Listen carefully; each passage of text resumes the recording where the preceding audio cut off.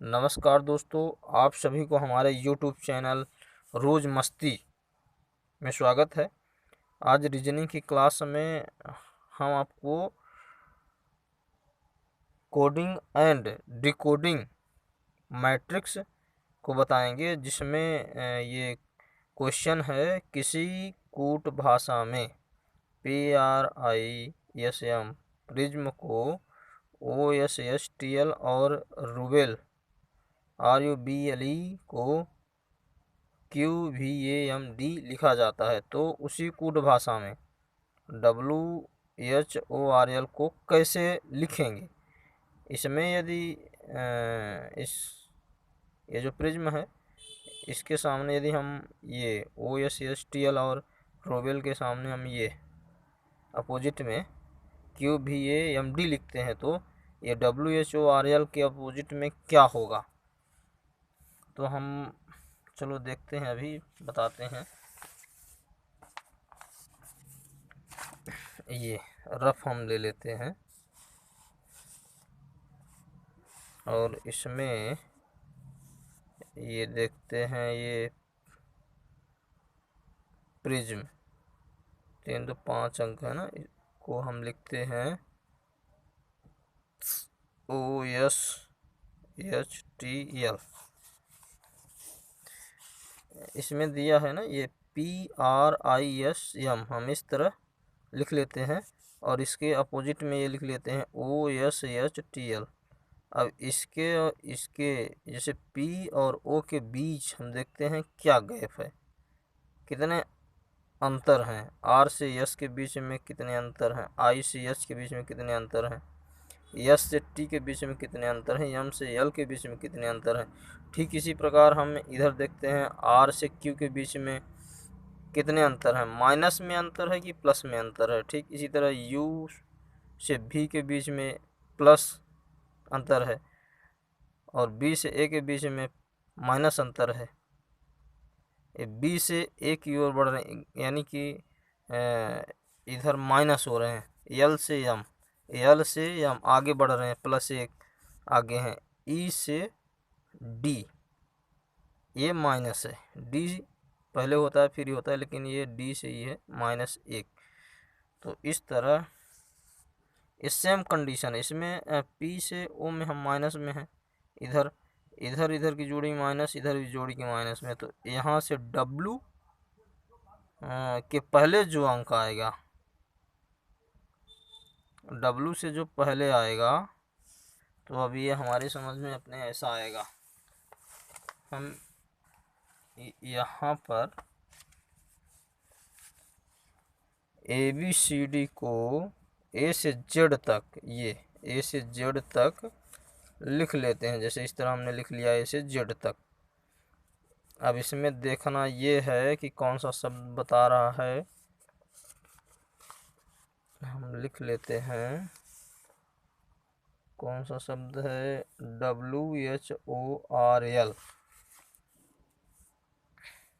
WHORL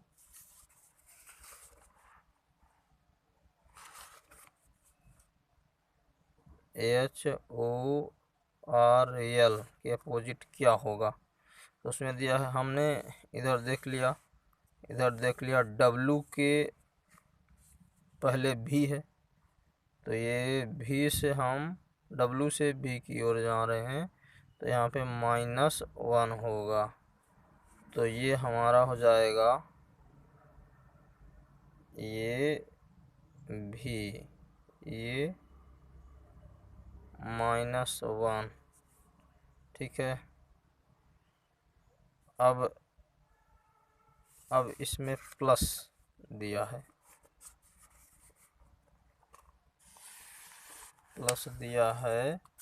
ये दूसरा plus है।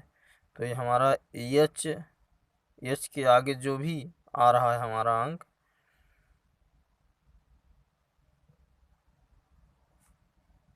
I होगा, तो यहाँ I प्लस होगा। H के बाद ये I हमारा होगा +1 होगा। ये जैसे इसमें प्लस है, फिर ये माइनस इधर होगा, तो O से हम माइनस आएंगे।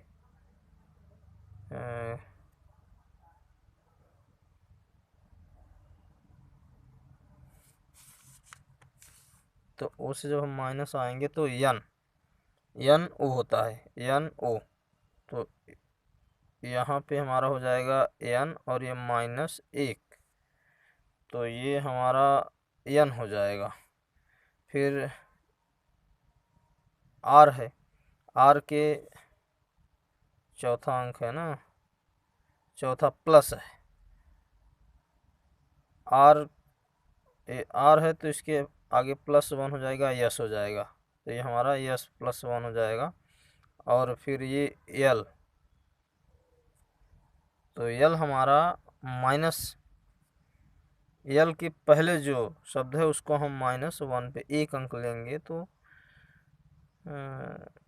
के एल होता है, के बाद एल होता है, तो हम पीछे आएंगे तो के हो जाएगा। तो हमारा उत्तर ये है। तो हम इस तरह लिख सकते हैं ये। वैसे ही डब्लू से भी माइनस हो गया, एच से आई +1 हो गया, फिर ओ से एन माइनस में जा रहे हैं, फिर इधर आर से एस प्लस में जा रहे हैं तो +1 बढ़ गया, एल से इधर माइनस के हो रहा है। इस तरह ये हमारा आंसर है। इस तरह है, बहुत सरल, आप सभी को समझ में आ गया होगा। हमारे यूट्यूब चैनल को लाइक कर दीजिए, सब्सक्राइब भी कर दीजिए हमारे चैनल को, जिससे कि हमारा अगला वीडियो आप लोगों को देखने को मिल सके और रीजनिंग में आपको जितनी भी हो सकेगी मदद मिलेगी रीजनिंग सीखने में। इसलिए हमारे चैनल को लाइक और सब्सक्राइब ज़रूर कर दीजिए। अगला क्वेश्चन ठीक इसी प्रकार है। एक निश्चित कूट भाषा, ये एक निश्चित कूट भाषा में BAT को हम YZG लिखा जाता है, लिखते हैं, तो SICK को उसी कूट भाषा में कैसे लिखेंगे? तो ये भी सेम है, BAT को YZG लिखते हैं, तो B से Y तक, यहाँ पर ये B हो गया, इसके सामने हमारा Y हो गया, और ये दूसरा ए के सामने हमारा हो जाएगा Z, और ए टी के सामने हमारा हो जाएगा G। इधर जैसे लिखा है B से ये Y हो गई, A से Z हो गया, और T से G हो गया। तो B से Y तक की दूरी ये 25 2 27 है। A से B की दूरी, A से हमें दूसरा है तो ये 2 हो गया B हमारा, और यहाँ से गिनेंगे तो Y तक 25 ये 2 27 हो गया। A से इधर Z तक, ए पहला है, अल्फ़ाबेट का पहला अक्षर है, ए से Z तक टोटल 26, तो एक और एक हो गया 27 हो गया। और ये T विषामा अंक है, और इधर G ABCDEFG सातवां है, तो 20 और 27। तो वैसे ही SICK, अब ये टोटल ये 27 आना चाहिए इधर सब। तो हम इधर देख लेते हैं SICK, तो इधर हमें 27 लाना है, तो यस से यच तक की दूरी 27 होती है। यस ABCD से 19वां अंक है, और ये जो यच है वो 8वां, तो 19 8 27 हो गया।